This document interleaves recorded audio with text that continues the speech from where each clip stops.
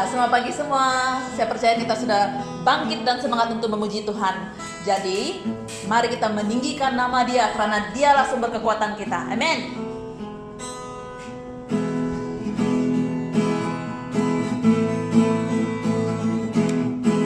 Kalau dimanapun kita berada, mari kita memuji Dia dengan memberi tepukan tangan kepada Tuhan kita. Haleluya. Hanya Kau milikku di surga, tiada yang ku ingini di bumi, hanya Kau. Tak ku andalkan kekuatanku, namun yang pasti Kau tetap selamanya Allah sumber kuatku, Allah sumber kuatku, Allah sumber kuatku dan bagianku selamanya, selamanya.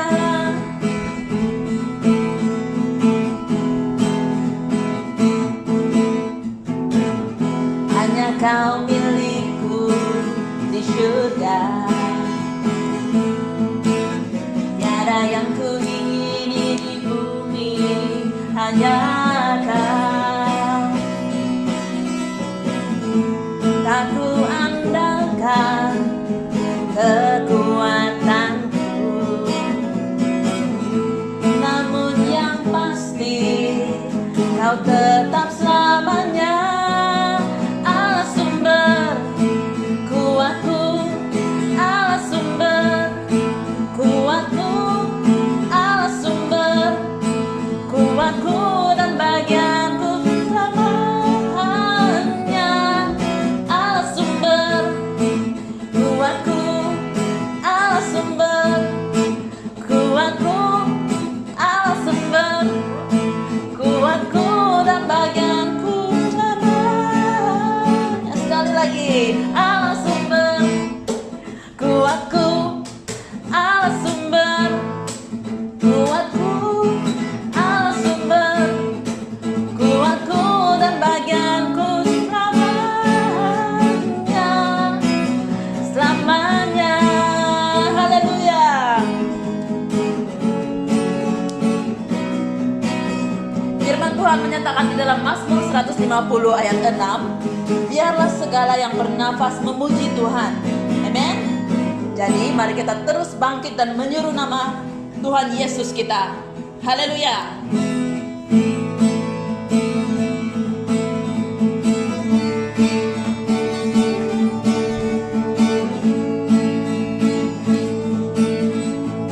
Semangat semua.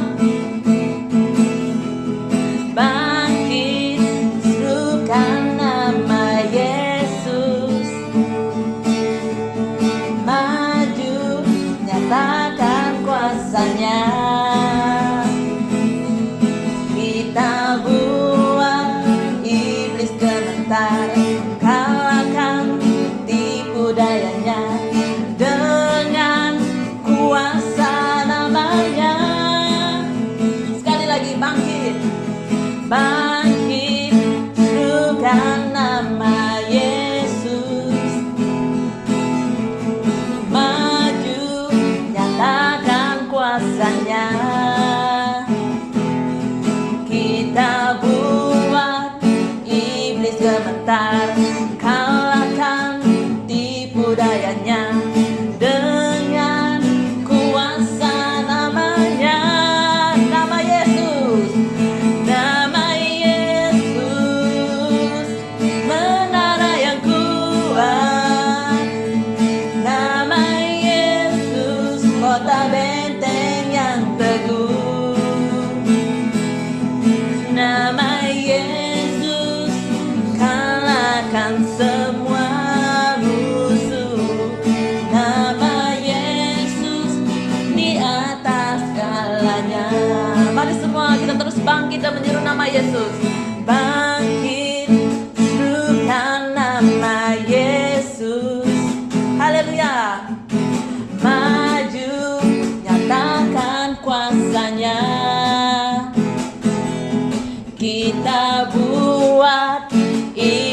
sementara, kalahkan tipu dayanya dengan kuasa namanya. Nama siapa? Nama Yesus, menara yang kuat. Amen. Nama Yesus, kota benteng yang teguh. Nama Yesus, kalahkan semua musuh. Nama Yesus, di atas segalanya. Mari kita menyeru nama Yesus. Nama Yesus, menara yang kuat. Nama Yesus, kota benteng yang teguh. Haleluya. Nama Yesus, kalahkan semua musuh. Nama Yesus, di atas segalanya. Nama Yesus. Nama Yesus, di atas segalanya. Nama Yesus. Nama Yesus, di atas segalanya. Haleluya. Beri kemuliaan kepada Tuhan kita. Berikan tepukan gemuruh walaupun di mana saja Anda berada. Haleluya. Puji Tuhan. Haleluya Tuhan. Terima kasih Tuhan. Allah, dalam keadaan situasi keadaan negara kami Tuhan, kami mau membawa penyembahan ini sebagai satu doa kami. Biarlah Tuhan Kau bekerja di tengah-tengah kami Tuhan Yesus. Dan kami percaya Tuhan, Engkau ada Tuhan, dan Engkau mengawal dan menjaga kami Tuhan. Amen. Jadi mari anak-anak Tuhan sekalian, kita memohon kepada Tuhan kita untuk membawa pemulihan dan kesembuhan bagi mereka yang sakit, dan juga keadaan ekonomi dan kesejahteraan negara kita. Karena hanya Allah yang dapat mengubah segalanya dan melakukan mujizat.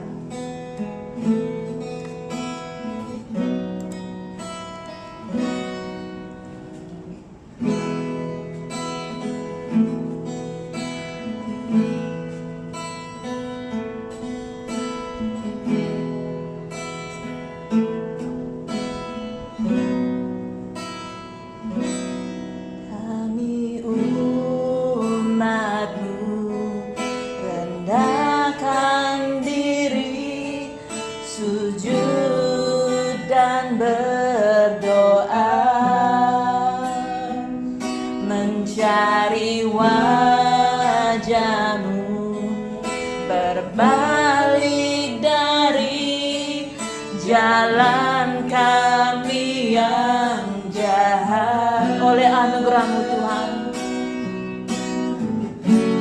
oleh anugerah-Mu,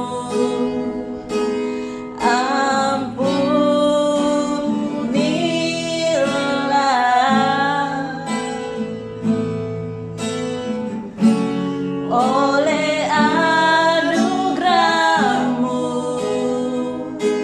pulihkanlah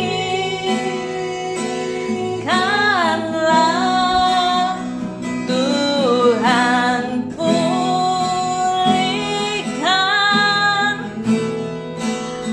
Bapa, pulihkan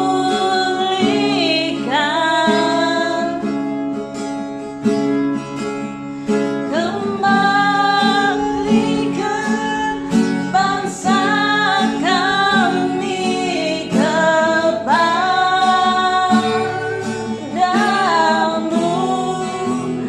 Bapa, pulihkan, ampunilah bangsa kami, dan pulihkan kembali negeri kami. Sekali lagi dengan lebih bersungguh lagi kita katakan, kami umat-Mu rendahkan diri, sujud dan berdoa, mencari wajah-Mu,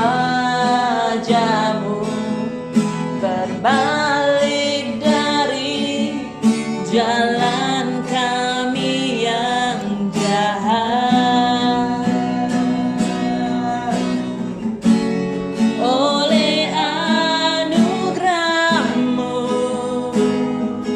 ampunilah.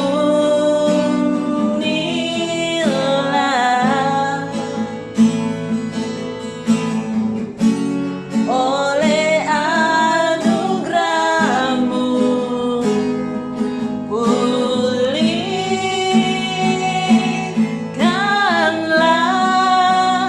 Tuhan, pulihkan. Bapa, pulihkan.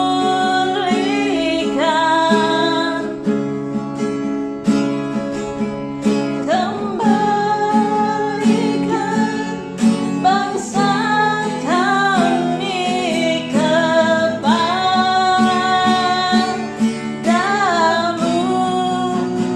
Bapa, pulihkan. Ampunilah bangsa kami, dan pulihkan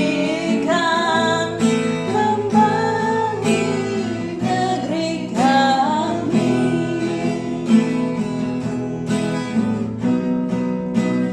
Tuhan, pulihkan. Bapa, pulihkan. Bapa, pulihkan. Kembalikanlah Tuhan. Kembalikan bangsa kami kepadamu,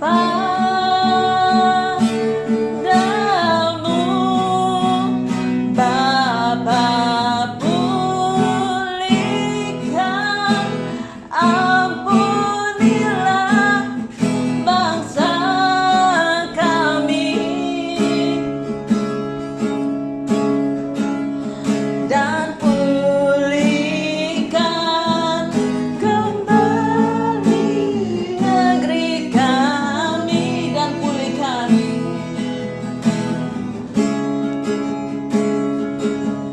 Dan pulihkan kembali negeri kami, dan pulihkan. Pulihkanlah Tuhan. Dan pulihkan kembali negeri kami. Mari kita terus di tempat masing-masing terus bersatu hati menyembah Dia dengan kata-kata yang lahir dari hati kita. Oh haleluya Tuhan, kami menyembah Engkau, kami meninggikan nama Engkau Tuhan. Biarlah Engkau terus bekerja di tengah-tengah kami Tuhan, karena hanya Engkaulah satu-satu pengharapan kami Tuhan. Apa yang mustahil bagi kami Tuhan tidak mustahil bagi Engkau Tuhan. Hanya Engkaulah yang mampu mengubah segalanya Tuhan. Hanya Engkau yang mampu mengubah segala keadaan Tuhan, karena Engkaulah pencipta kami, Engkaulah Tuhan kami. Haleluya Tuhan, terpujilah nama Engkau Tuhan, ditinggikanlah nama Engkau, dimuliakanlah nama Engkau Tuhan. Terima kasih Tuhan. Amen.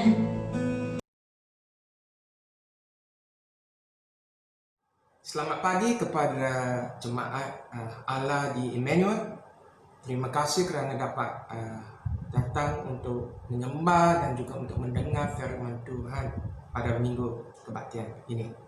Sebelum itu, Pastor ingin memberi beberapa pengumuman tentang Hala 7 dan juga pembukaan gereja-gereja kita.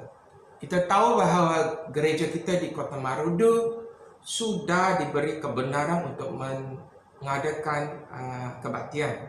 Pada pagi hari ini, mereka akan mengadakan kebaktian yang pertama. Dan juga kepada gereja kita di Metro Giling yang mendapat kebenaran dari kerajaan untuk membuka gereja, kita juga akan memulakannya pada pagi hari ini. Dan mungkin minggu depan kita akan memulakan kebaktian kami di Keringau. Itu adalah satu pengumuman yang sangat baik untuk tiap kami di sini kerana perkenaan Tuhan dalam gereja-gereja Emmanuel. Kita amat bersyukur kepada Tuhan kerana Dia memberi kita apa yang dikatakan perkenaannya, anugerah rahmatnya kepada gereja kita untuk memulakan kebaktian.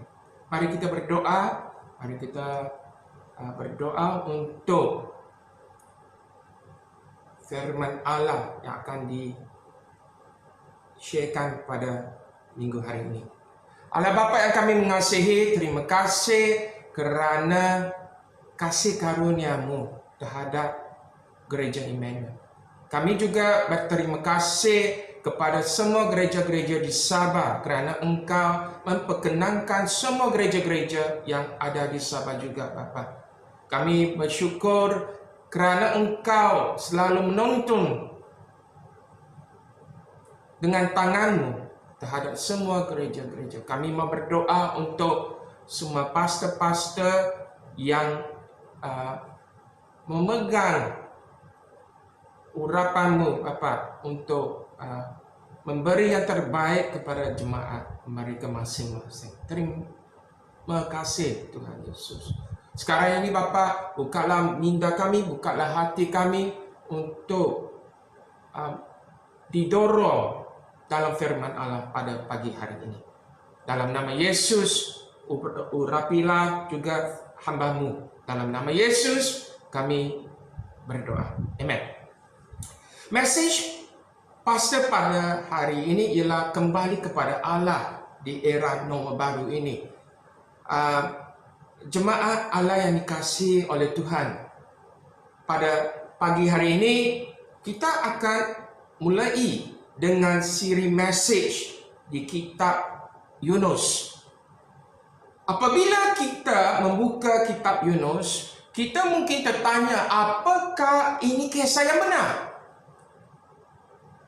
Ini mungkin kerana kisah bahawa seekor ikan menelan seorang manusia. Terlalu menakjubkan untuk dipercayai. Ada yang mungkin berkata bahawa ini terlalu mustahil. Mari kita lihat terlebih dahulu dalam kitab Yunus.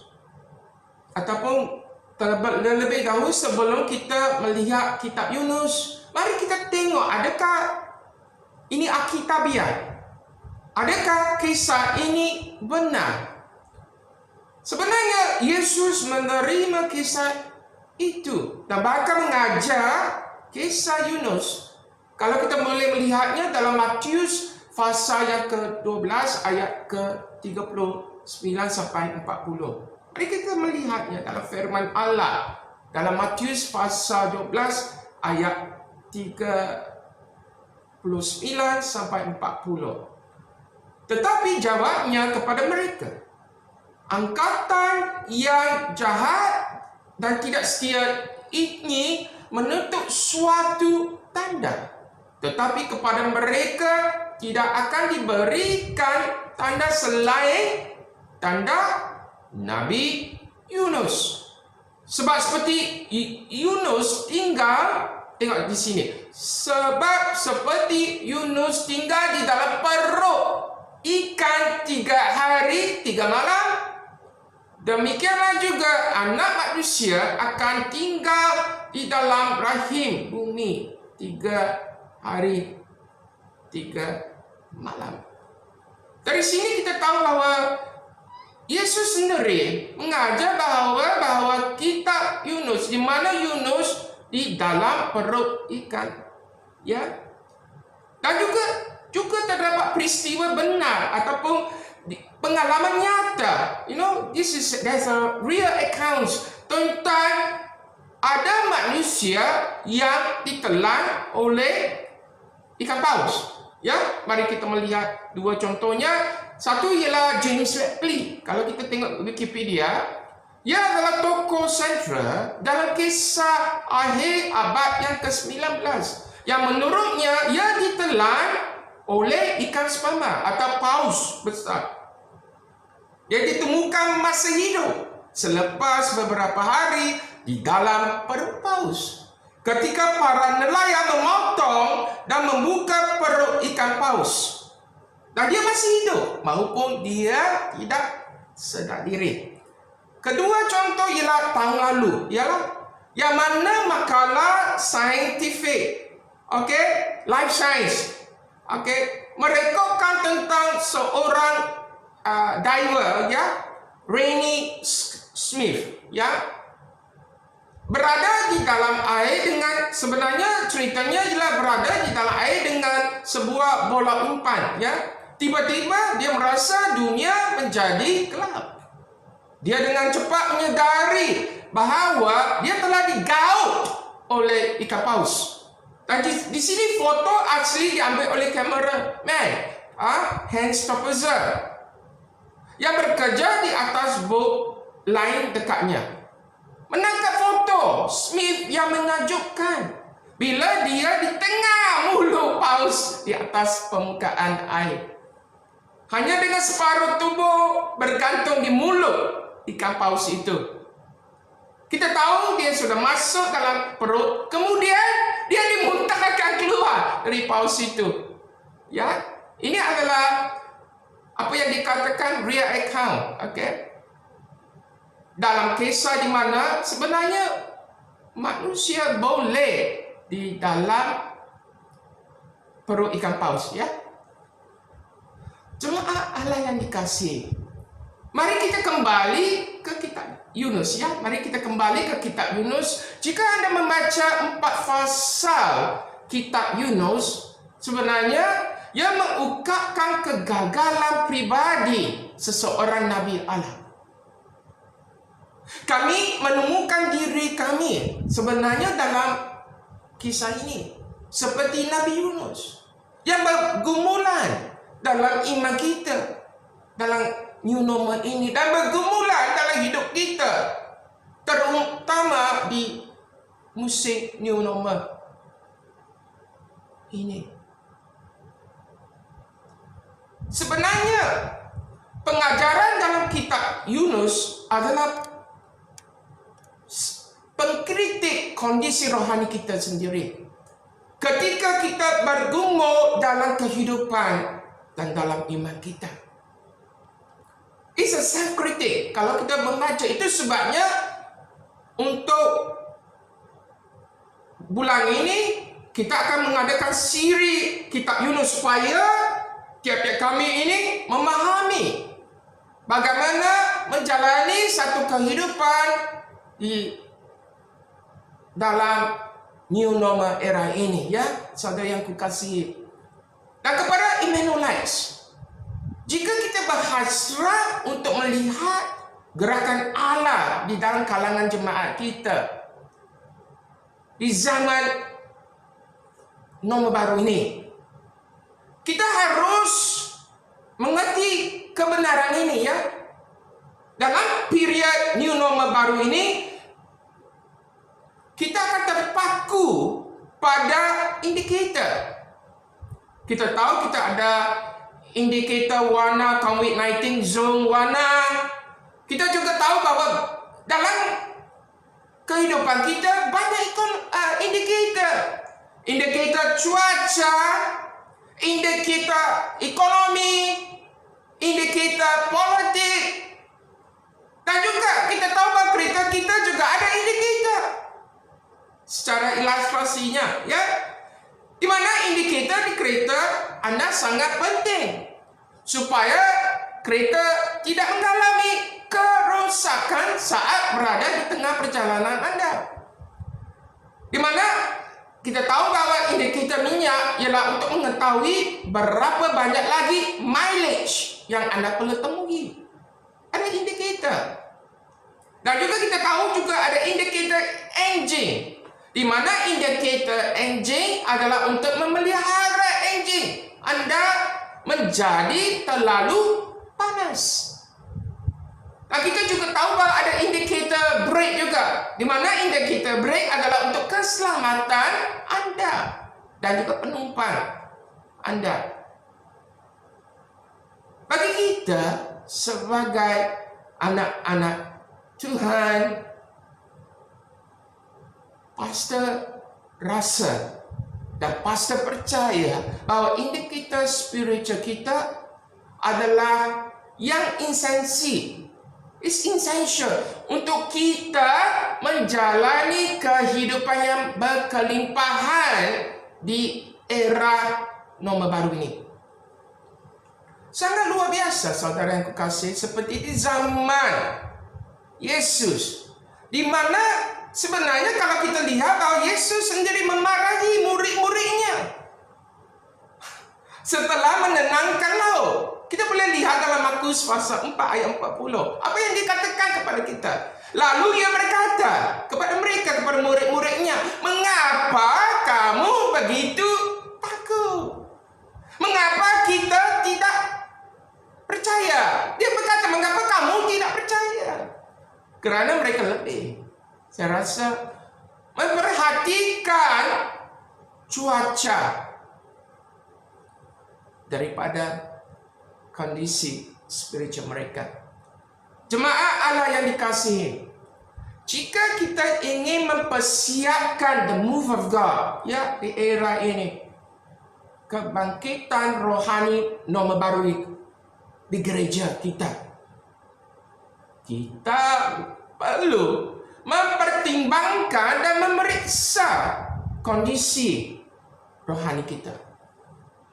Ada banyak indikator yang bisa kita pelajari dari Yunus. Mengapa kita perlu kembali kepada Tuhan? Tetapi ini adalah indikator yang penting dalam buku kitab Yunus, dan yang kita perlukan untuk kembali kepada Tuhan. Ya. Pasal akan memberi 4 indikator. Indikator yang pertama, supaya kita lebih prihatin, ya. Adakah kita mengabaikan firman Allah di era norma baru ini? Kalau kita melihat Yunus pasal 1 ayat 1, datanglah firman Allah kepada Yunus bin Amittai, demikian. Perhatikan frasa, datanglah firman Tuhan kepada Yunus. Itu mengingatkan kita bahwa Allah sentiasa berusaha berbicara kepada hati anak-anaknya, umatnya. Jemaat Allah yang dikasihi, mungkin kita harus bertanya, apakah Tuhan telah berbicara dalam hatimu tentang kehidupanmu? Sesungguhnya ini bukan pertanyaan apakah Tuhan telah berbicara, tetapi apakah kita mendengar dan belajar untuk mendengarkan suara dari Dia. Mengapa ramai di antara kita yang bergumul dalam new normal ini? Mari kita lihat, kita tahu. Saya rasa ada yang menghalang, dan saya percaya ada yang menghalang firman Allah untuk berbicara di hati mereka. Biasanya ada 2 alasan utama tentang ini sebenarnya, saudara yang kekasih. Pertama, kerana kami tidak suka apa yang dikatakan atau diperintahkan oleh Roh Kudus melalui firman Allah di era baru ini. Bayangkan bagaimana perasaan Yunus ketika dia mendengar Roh berkata, "Pergi ke Niniwe." Kita tahu bahwa dia membenci orang Asyur. Dia tidak menyukai mereka sama sekali. Seperti kata seorang yang berhemat, dosa akan menjauhkan Anda dari Alkitab firman Allah, atau firman Allah atau Alkitab akan menjauhkan Anda dari dosa. Di sini dia membenci orang-orang Asyur. Dan juga kita tahu bila kita tidak lagi mengasihi, kita akan jauh dari orang itu. orang Kristian akan mulai menjauhkan diri dari kasih Allah apabila kasih terhadap firman Allah menjadi tinggi dalam hidup saudara-saudari yang kukasihi.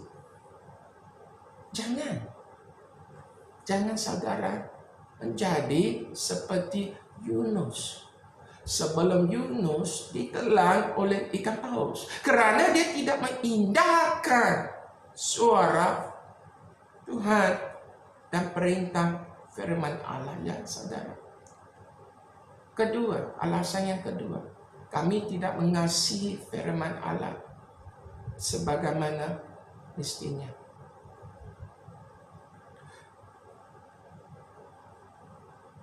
Kerana kami ditekan oleh kesulitan yang terjadi di sekitar kita di era baru ini. Banyak tidak mengasihi lagi kerana apa? Kesulitan hidup. Firman Allah sebenarnya adalah surat cinta untuk dan kepada kita, saudara yang kukasihi. Itu sebabnya jangan kita mengabaikannya dalam masa kesulitan saudara-saudari. Dan ketika kita mengasihi Tuhan, kita ingin mendengar darinya. Dan firman-Nya meskipun begitu banyak suara luar dan situasi yang boleh menjatuhkan kita. Siapa yang suka komik Peanuts? Itu adalah satu komik strip bahasa Inggris yang pastor rasa banyak pelajaran hidup yang mendalam yang kita dapat belajar. Sebenarnya saya menikmati komik strip Peanuts ini kerana ia mengungkapkan pelajaran hidup yang mendalam. Dalam satu pembicaraan sebenarnya dalam komik strip itu, Sally sebenarnya adalah adik Charlie Brown yang mengatakan dia terpaksa menghafalkan satu ayat firman Allah. Sally tidak pasti dari buku mana dan mengatakan bahawa buku re-evaluation daripada Revelation. Maksudnya bukan buku perwayuan tetapi buku evaluasi. Yang dimasukkannya adalah buku apa? Revelation. Dia tidak salah sebenarnya kalau saya tengok itu komik strip. Kerana Alkitab bukan sekadar buku perwayuan sahaja, Revelation only, or heaven only, tetapi juga buku untuk kita mengevaluasikan hidup kita semasa dalam perjalanan iman dan rohani kita di bumi ini.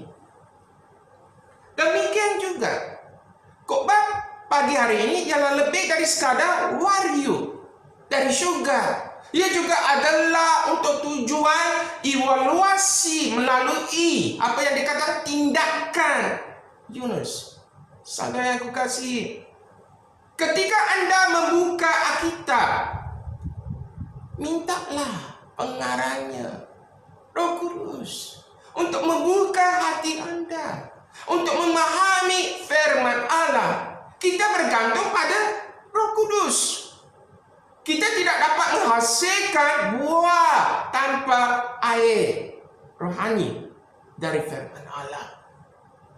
Itu sebabnya biarlah firman Allah memenuhi fikiran anda, memerintah hati anda, dan membimbing lidah anda.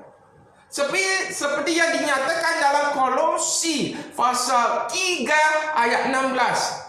Kolosi pasal 3 ayat 16 mengatakan begini: hendaklah perkataan Kristus diam dengan segala kekayaannya di antara kamu, sehingga kamu dengan segala hikmat mengajar dan menegur seseorang akan yang lain, dan sambil menyanyikan mazmur dan puji-pujian dan nyanyian rohani, kamu akan mengucap syukur kepada Allah di dalam hatimu. Kalau kita mengkaji ayat sebenarnya diam, hendaklah firman Tuhan diam dalam hatimu, di sini menggambarkan orang-orang yang begitu penuh dengan firman Allah. sehingga seluruh keberadaan mereka terpengaruh. Hati mereka penuh sukacita, saudara yang kekasih. Fikiran mereka dibanjiri oleh kebijaksanaan dan pengertian. Dan mulut mereka menyanyikan lagu-lagu untuk Tuhan.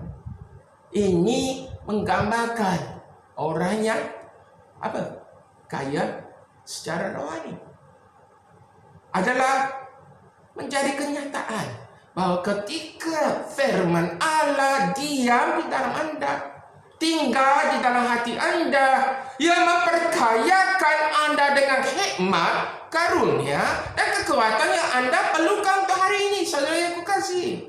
Anda menjadi begitu dipenuhi dengan kekayaan Allah, sehingga Anda menemukan diri Anda mendorong orang lain dalam iman mereka. Ketika firman Allah diam di dalam Anda dengan sepenuhnya, saudara yang kukasihi, ada nyanyian sukacita di hati Anda.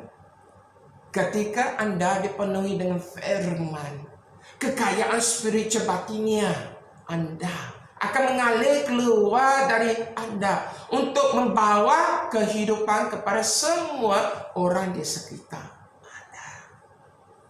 Di sini dalam Kolose pasal 3 ayat 16 ini Paulus melukiskan sebenarnya satu gambaran tentang apa yang akan dihasilkan firman Allah jika saudara-saudari yang kukasihi dan juga saya sebagai pastor mengizinkannya tinggal di dalam Anda dan saya, dan menjadi bagian penting dalam kehidupan kita. Saudara-saudari yang kukasihi, jadi jika Anda lelah berjuang tanpa hasil dalam norma baru ini, jangan mengambil langkah lain tanpa membuat keputusan untuk membiarkan firman Tuhan memainkan peranan penting dalam hidup Anda. Itu akan menempatkan kemenangan di hati Anda dan mengubah Anda menjadi seorang yang kaya dari segi spiritual. Di masa-masa akan datang dalam new normal era ini, pengajaran dalam Alkitab akan menjadi begitu nyata bagi keselamatan, bagi kelegaan, bagi keterobosan dan perkenaan Allah dalam hidup Anda. Kerana firman Allah berbicara dengan kuasa dan menjadi begitu praktikal untuk segenap hidup Anda, saudara yang kukasihi. Tuhan yang tampak begitu jauh bagi Anda pada saat ini sebenarnya dekat seperti Yunus, di mana Tuhan berfirman kepada Yunus. Dekat dan aktif, saudara yang kukasihi. Itu sebabnya jangan mengabaikan firman Tuhan, kerana mengabaikan firman Tuhan adalah indikator sebenarnya, saudara yang kukasihi, bahwa Anda harus kembali kepada Tuhan. Ya, sila kembali kepada Tuhan, saudara yang kukasihi, dan jangan mengabaikan firman Allah. Amin. Kedua, apakah Anda mengabaikan tanggung jawab penginjilan dan misi dalam new normal era baru ini? Apakah Anda mengabaikan tanggung jawab penginjilan dan misi? Kalau kita melihat ayat yang kedua dalam buku Yunus pasal 1 ini, di sini firman Tuhan berkata, bangunlah, pergilah ke Niniwe. Sekali lagi, bangunlah dan pergilah ke Niniwe. Kota yang besar itu berserulah terhadap mereka. Preach to them, kerana kejahatannya telah sampai kepadaku. Sebenarnya pesuruh itu adalah proklamasi tentang pertobatan dan penghakiman Tuhan. Pesuruhlah terhadap mereka. Di sini saudara yang kukasih, setiap kita di sini memiliki assignment ataupun tugasan dari Tuhan. Ketika kita dilahirkan kembali, ketika kita menerima Tuhan Yesus sebagai juru selamat dan Tuhan kita, kita tidak bisa mengabaikannya dan kita tidak bisa lalai tugasan Tuhan, yaitu penginjilan dan misi. Dan di sini Yunus lari dari tugas untuk mengkabarkan pertobatan untuk orang-orang Asyur. Allah memberi tahu Yunus untuk berkhotbah terhadap Niniwe. Kebanyakan orang tahu bahwa orang Yahudi adalah umat pilihan Tuhan. Kita semua tahu. Mereka ada anak-anak Tuhan. Tetapi kita ini adalah benih Abraham sebenarnya. Tetapi pernahkah Anda memikirkan tentang apa yang mereka dipilih untuk lakukan? Kita mesti tahu.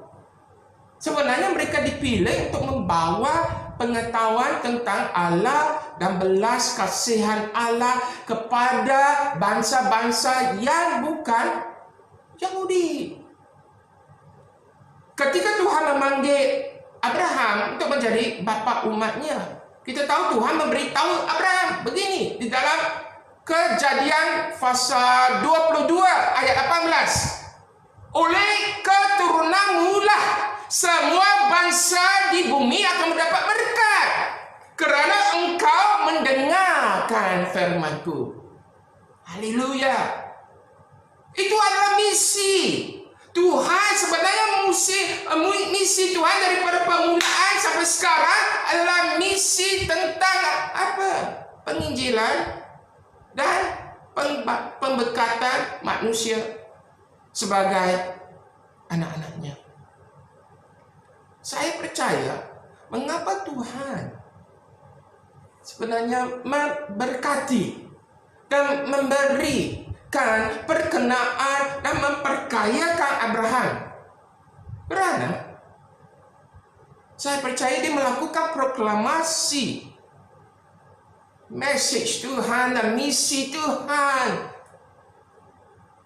Bagi kami terutama dalam era norma baru ini, saya mendorong tiap-tiap kami ini teruslah menginjili dan teruslah mencurahkan sumber daya Anda untuk penginjilan dan misi kerajaan Allah. Inilah alasan mengapa beberapa anggota mungkin dari kalangan kita melakukan sesuatu yang baik. Kita tahu bahwa di Emmanuel ada beberapa anggota kami memberikan bahan makanan bulanan kepada anggota-anggota gereja cabang-cabang kita di pendalaman. Dan saya rasa bersyukur kerana kami dapat melibatkan diri memberi yang terbaik. Seperti apa yang termaktub dalam firman Yakobus, bahwa kita beri yang terbaik kepada mereka yang serba kekurangan. Dan bagi gereja Emmanuel, kami akan melakukan lebih untuk mereka yang memerlukannya. Saudara yang kekasih, saya pun terkejut bahawa pelibatan ini bukan satu pride, tetapi bagi satu kesaksian, di mana Annie, guru besar Annie kau tahu, isteri pastor ialah seorang guru ya, pengajar ya, di mana dia memanggil Annie datang ke ofisnya dan berkata, saya dengar bahawa gerejamu melakukan sesuatu di Kota Marudu kepada orang-orang yang tidak ada makanan. Dan Annie kata, ya, kita lakukannya. Menanyakan adakah itu gereja Emmanuel? Annie cakap, ya. Ini adalah kesaksian. Bukan kita lakukan untuk menunjuk-nunjukkan, ya, kita lakukan dengan hati yang murni, hati yang ikhlas. Kerana masih ramai akan mengalami kesulitan hidup. Kepada mereka yang ada sumber daya, ada sumber keuangan, marilah kita pikirkan sesuatu. Buatlah sesuatu yang baik kepada mereka yang masih ada kesulitan di dalam new normal era ini, ya. Jemaat Allah yang dikasihi Tuhan, Allah telah mempercayakan penginjilan dan misi kepada umatnya. Dan sekarang jemaat Allah sebenarnya di bawah amanah agenda kita semua. Dan seharusnya mesti membawa Injil Kristus kepada seluruh dunia.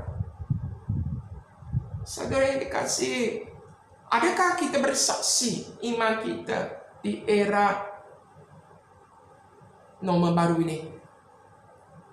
Sungguh menarik sebenarnya kisah Yunus, kerana ia menggambarkan karya penebusan Allah di dalam dan kepada dunia. Hari ini kita akan expound, ya. Pasal akan expound 3 ayat. Allah, Nineve, Yunus. Dalam ayat 2 ini. Di sini Allah, maksudnya dia mengasihi dunia. Allah mengasihi dunia, mengiringkan kita kepada mereka yang boleh berkenan kepada Allah. Di sini kita tahu bahwa kasih Allah tersedia bagi, dalam ayat 2, bagi orang-orang fasik, orang-orang keji, kerana orang-orang Asyur ini yang sangat brutal, ya. Juga bagi orang-orang, bukan hanya kepada orang fasik, keji, kepada orang-orang civil dan orang yang self-righteous, benar sendiri. Dan di sini orang-orang Asyur yang fasik, yang keji, yang secara brutal membunuh dan menghancurkan umat Allah dan kota-kotanya, tetapi tetap saja Allah masih mengasihi mereka. Itu sebabnya dia mahu Yunus, mengirim Yunus untuk apa? Bersuruh kepada orang-orang Asyur. Jemaat Allah, Yesus Kristus masih, ya, mengasihi orang-orang yang berdosa, ya. Mari kita lihat. Mari kita lihat di dalam Lukas pasal 19 ayat 7. Lukas pasal 19 ayat 7. Ketika Yesus bersama Zakheus. Tapi kita tahu Zakheus sebenarnya satu pengusaha kaya yang korup dan tidak jujur. Dalam ayat yang ketujuh, kau tengok. Tetapi semua orang yang melihat hal itu bersungguh-sungguh mata. Katanya, ia menumpang di rumah orang yang berdosa. Yesus menumpang di rumah orang yang berdosa. Kisah ini menggemakan Tuhan adalah kasih. Dan Tuhan penuh dengan kasih karunia-Nya. Itu Tuhan. Ya, kita mengalami. Mari kita tengok ini. Di sini bangsa Asyur mewakili orang yang belum bertobat, yang sangat memerlukan pengetahuan tentang Tuhan dan kasih Tuhan, dan juga penghakiman yang akan datang kepada mereka. Saya percaya orang Asyur di Nineve berseru kepada Allah seperti Daud di masa dia melakukan dosa dalam kehidupannya. Saya rasa begitu. Maupun sekejap, tetapi kerana penghakiman Tuhan, mereka berseru kepada Tuhan seperti Daud dalam Mazmur pasal 39 ayat 8 dan 12. Mazmur pasal 39 ayat 8 dan 12, ya. Lepaskanlah aku dari segala pelanggaranku. Jangan jadikan aku celaan orang berubah. Dengarlah doaku, ya Tuhan. Dan berilah telinga kepada teriakku, meminta tolong. Janganlah berdiam dan melihat air mataku, sebab aku menumpang padamu. Aku datang seperti semua nenek moyangku.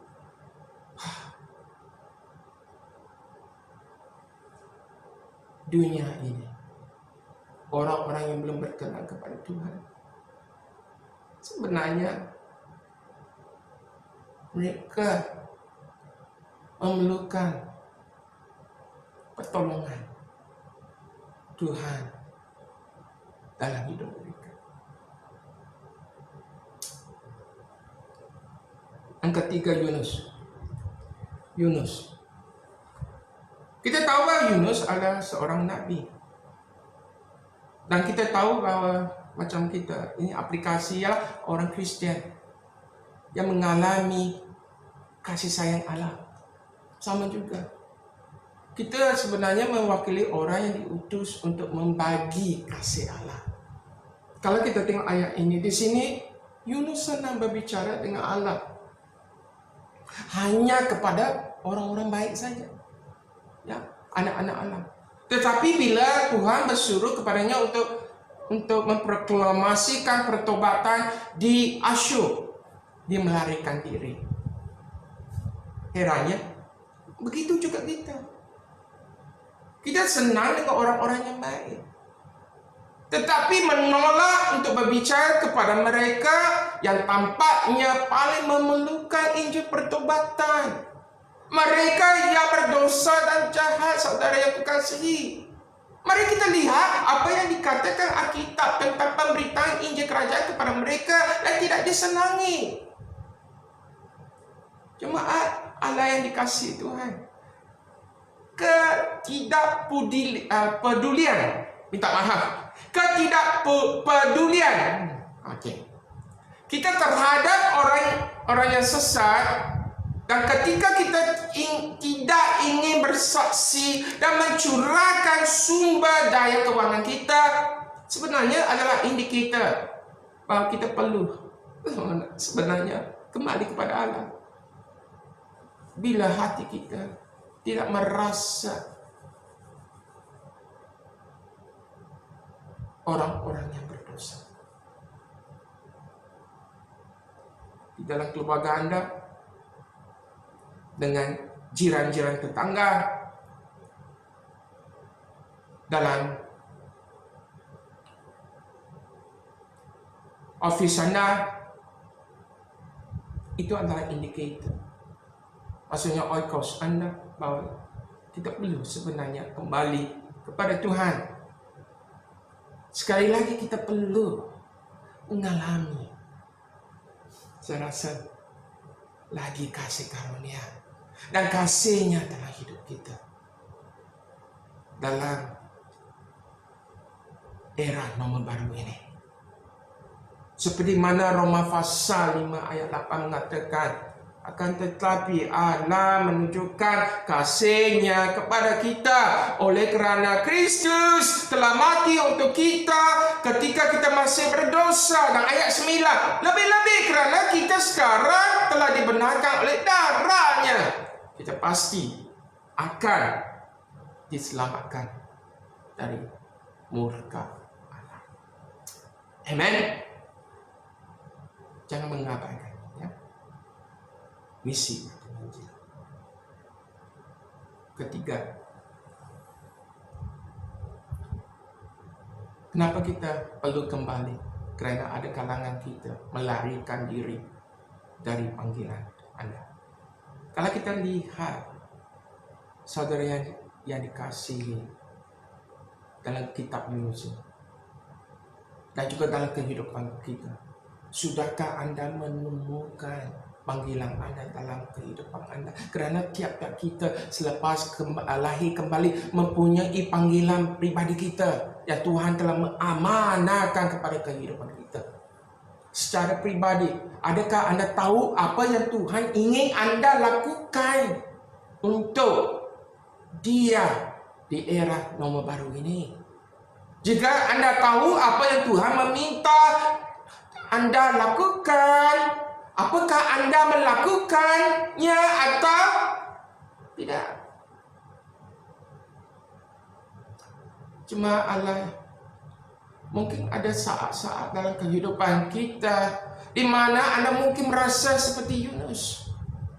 Anda mungkin ingin melarikan diri dari mandat yang diberikan Tuhan dengan memikirkan bahwa jikalau Anda lari dari panggilan Tuhan, Ia akan menyelesaikan masalah Anda.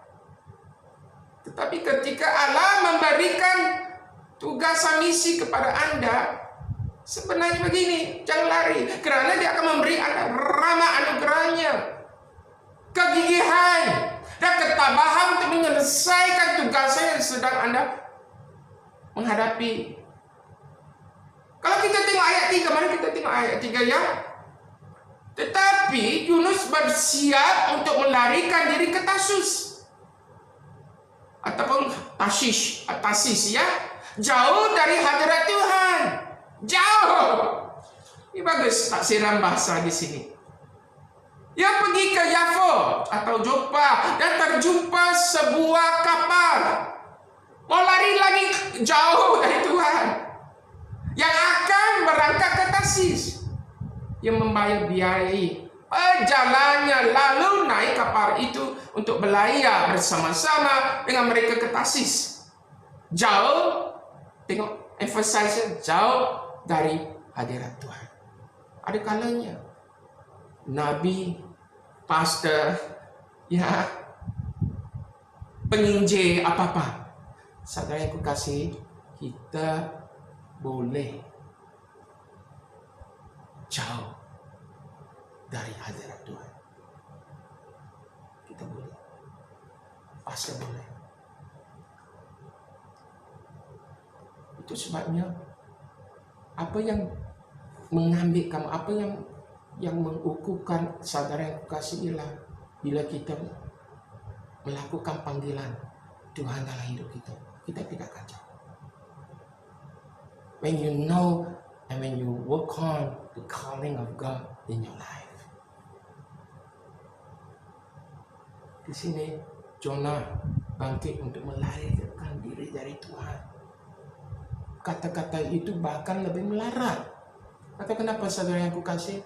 Kerana bahwa Yunus adalah seorang nabi Allah. Perhatikan 3 frasa penting di sini dalam ayat yang ketiga. Melarikan diri. Maksudnya di sini sikap tidak bertanggung jawab. Lari dari Allah. Sikap tidak bertanggung jawab. Itu sebabnya saudara yang kasihi, apabila berdepan dengan panggilan Allah, kita akan berdepan dengan salah satu daripada situasi ini. Itu sebab kita mesti faham di mana panggilan itu tidak pernah dimulai. Banyak orang ada panggilan pribadi Tuhan tetapi tidak akan memulainya. Kalau kau tidak memulai, maksudnya kamu jauh dari Tuhan. Hadirat Tuhan jauh dari Anda. Kedua, mulai tetapi menyerah. Dan Anda akan membuat banyak alasan kenapa saya tidak akan melakukannya. Panggilan Anda mungkin kau kata inilah orang inilah, pastor inilah, saya punya senior pastor lah, saya punya ketua pemimpin lah, cell group lah, connect group lah, apa-apa, banyak alasan. Kena luka kah? Seseorang yang tahu panggilan tidak senang dilukai. Saudara yang kasih. Ataupun ketiga, menjadi kuat dalam pelayanan. Amen. Saya harap bahwa tiap kami di sini kuat di dalam pelayanan kita.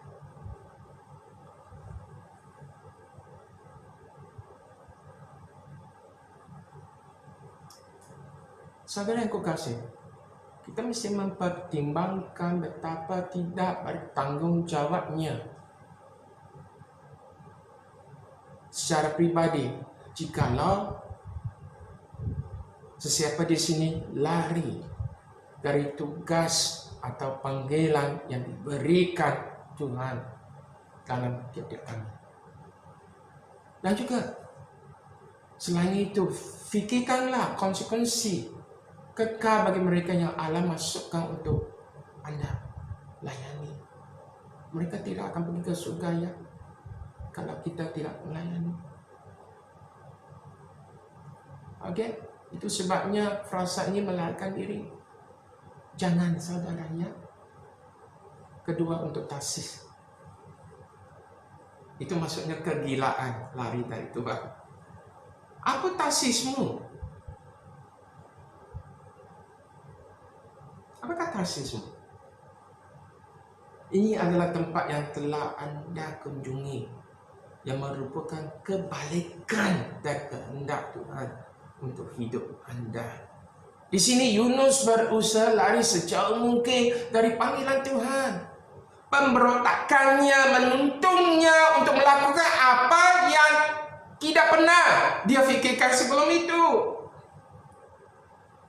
Itu maksudnya tasis Anda. You have to be careful. There's no tasis in your heart. Ya. Ketiga, dari Tuhan. Tak boleh lari dari Tuhan. Mustahil lari dari Tuhan. Tuhan akan angkat kamu balik ya. Apakah Anda benar-benar melarikan diri ke tasis atau tasis dari Allah? Saudaraku kasih, ini jawaban pasal tentu saja tidak daripada kitab Yunus. Anda bisa lari, tetapi Anda tidak bisa bersembunyi dari Allah. Ya. Itu sebabnya bagi kita ada 4 soalan yang pasal tujukan, tetapi pasal tak mau jawapan. Bagi kamu jawapan. Pertimbangkan pertanyaan-pertanyaan ini. Jemaat Allah yang dikasihi. Pertama, apa yang Tuhan suruh Anda lakukan sekarang ini? Apa yang Tuhan suruh Anda lakukan pada hari ini?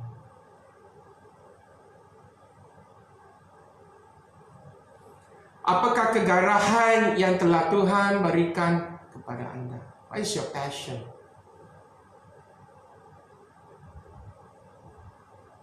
Ketiga, di mana Anda seharusnya melakukannya?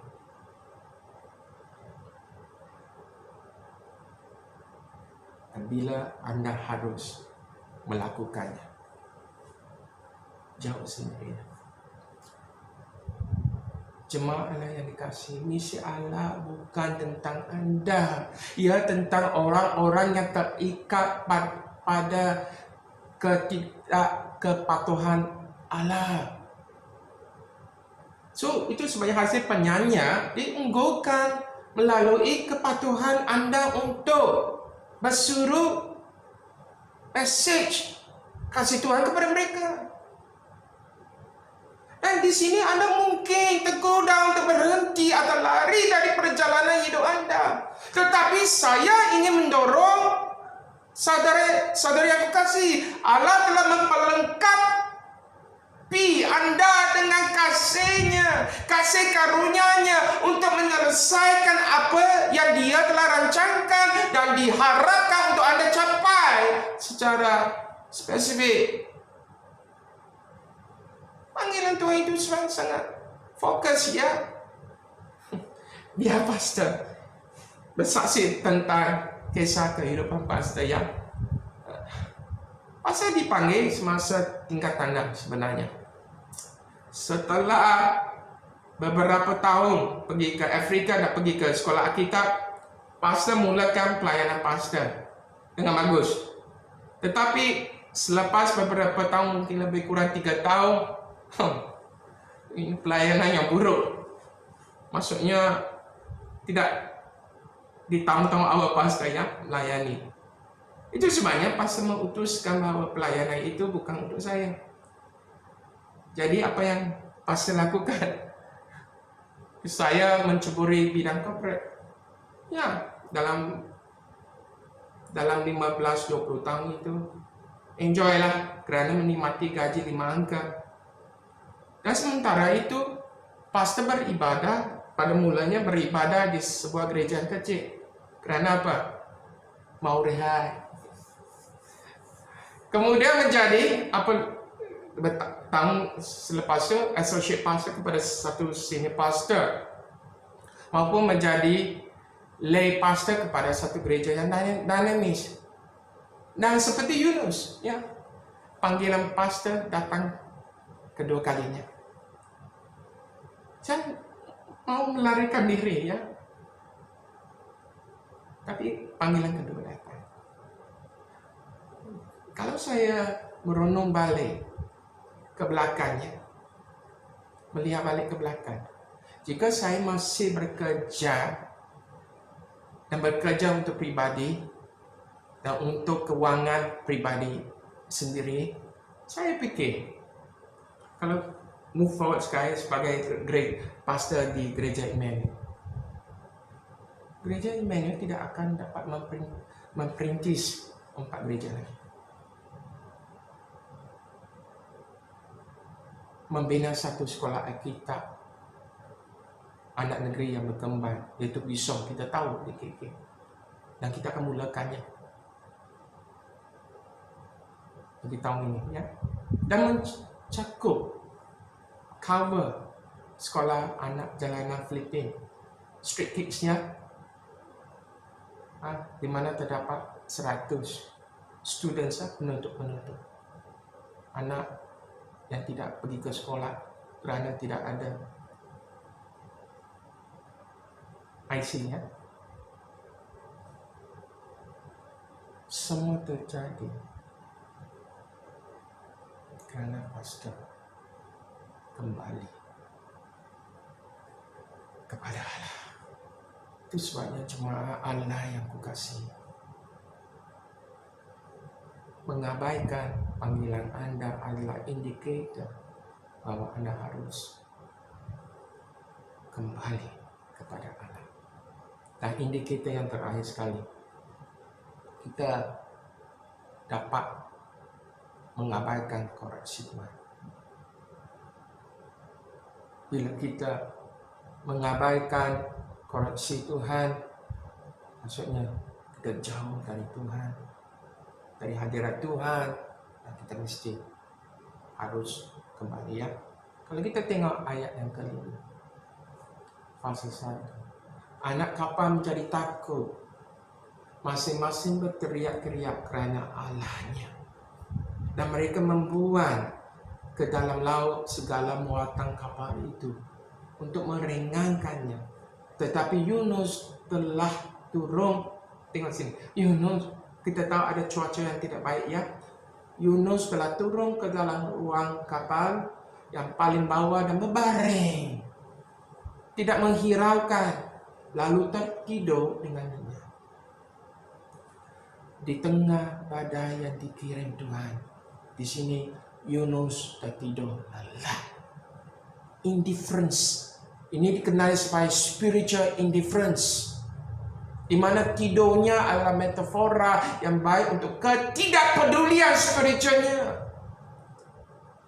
Beberapa orang saat ini begitu, saya rasa, tertidur sehingga mereka benar-benar kehilangan apa yang Tuhan katakan kepada mereka.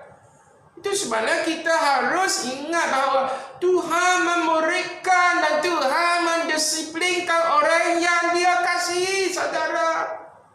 Tetapi disiplin itu hanya untuk seketika seperti Yunus. Masalah hidup Anda, kesulitan hidup Anda ialah untuk seketika. Saya rasa dalam new normal eranya, sebenarnya untuk gereja-gereja Tuhan mendisiplinkan kita. Tuhan mau tahu adakah kita taat kepadanya, adakah kita menuruti semua perintah-perintahnya, adakah kita masih mengasihi Tuhan. Amen. Wah, macam pastor ni, ya, gairah tentang firman Allah pada minggu hari ini.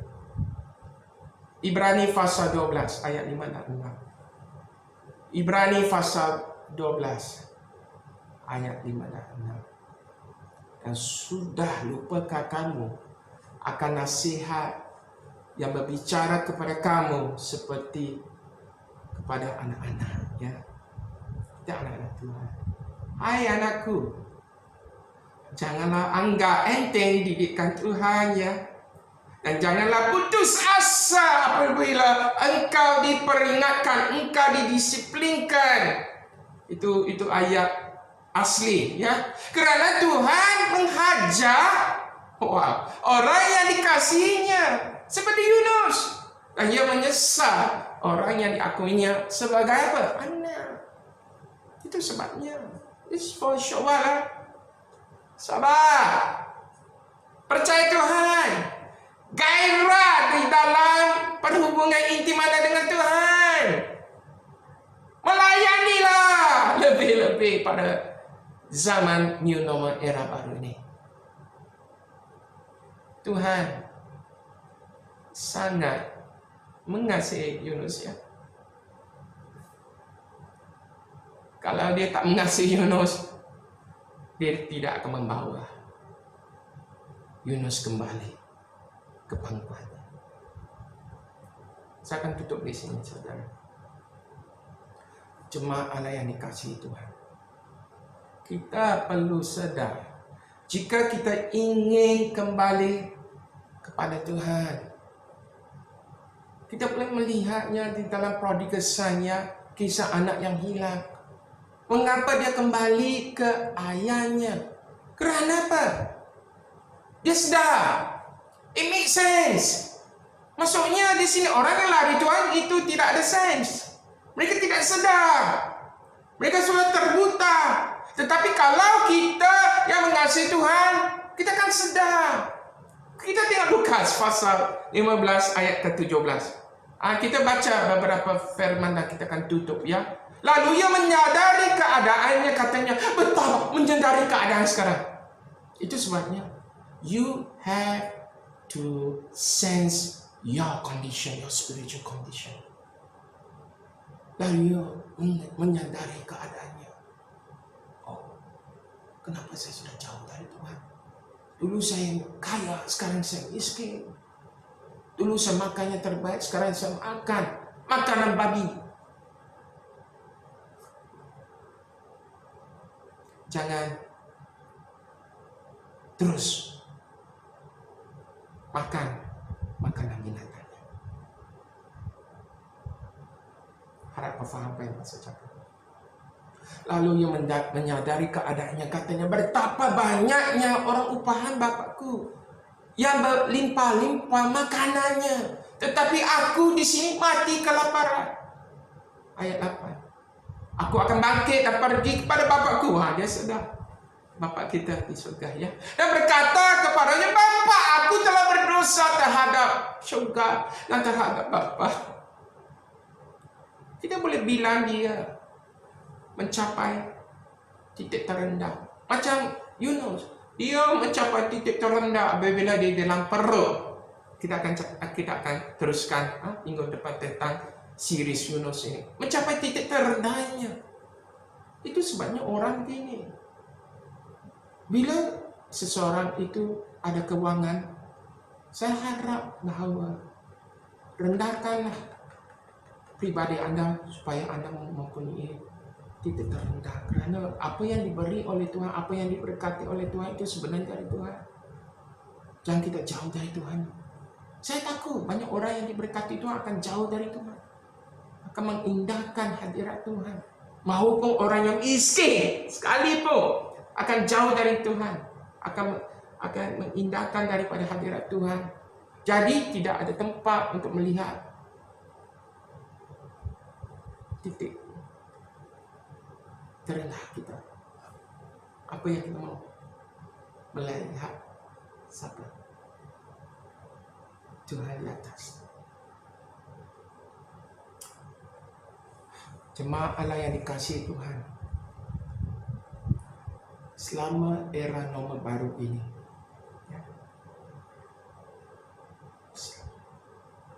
selama era normal baru ini, kita perlu mengakui bahwa Tuhan tidak akan menyerahkan kita meskipun ada tantangan dalam kehidupan kita.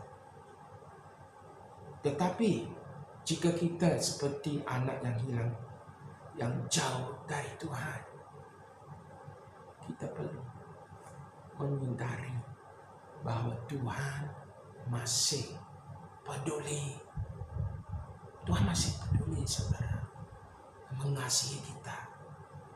Kita perlu melihat bagaimana Bapa menanggapi kita yang ingin kembali kepada Bapa, kepada Allah. Ayat 20. Maka bangkitlah dia dan pergi kepada bapaknya.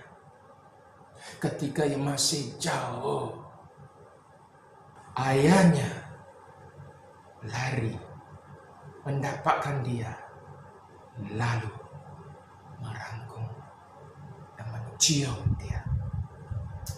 Amen. Amen. Jemaat Allah yang dikasihi Tuhan, ketika Anda kembali ke Bapa Allah, tidak ada perhakiman. Ya, there's no condemnation. Tidak ada perasaan rasa bersalah. Ya. There's no regret. Tiada yang melambaikan jari sambil berkata, kan aku sudah bilang. Ayahnya merangkul dan mencium dia. Hanya kasih, murni, dan kasih karunia yang tanpa syarat, saudara yang kasih. Kembalilah kepada Allah, karena Allah itu kasih, saudara, kasih. Allah itu kasih. Di dalam kasih tidak ada ketakutan. Kasih yang sempurna melenyapkan ketakutan. Sebab ketakutan mengandung hukuman.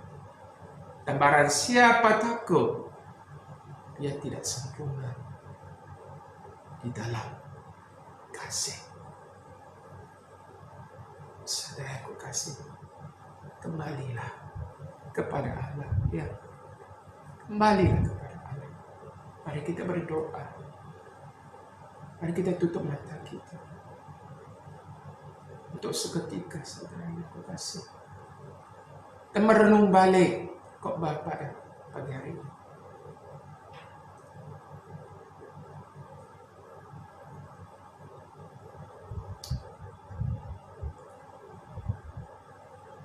Saudara yang kekasih, ini soalan yang kita mesti menanyakan dalam hati kami, tiap-tiap kami di sini. Adakah kita mengabaikan firman Allah?